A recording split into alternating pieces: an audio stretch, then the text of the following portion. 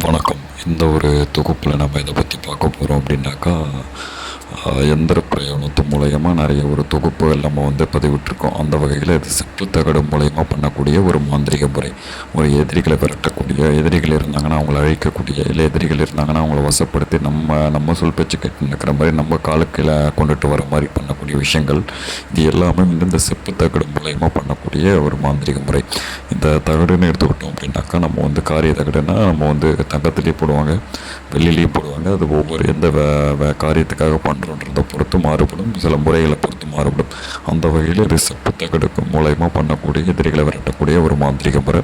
இந்த ஒரு முறையில் எப்பேற்பட்ட மறைமுக எதிரிகள், நேரடியான எதிரிகள், இல்லை சத்துருக்களை வசப்படுத்தி நம்ம கைக்குள்ளே வச்சுக்கணும், இல்லை மேலதிகாரிகள் நம்ம கைக்குள்ளே வச்சுக்கணும், இல்லை உறவினர்களுக்குள்ளே இருக்கிற பொறாமை மூலயமா வரக்கூடிய எதிரிகள், அந்த மாதிரி இருக்கக்கூடிய சூழ்நிலைகளை நம்மளை கொல்லணும்னு நினைக்கிறவங்க கூட நம்மளுக்கு சரணடைகிறது. ஸ்க்ரீனில் தெரியுற நம்பருக்கு கான்டாக்ட் பண்ணுங்கள்.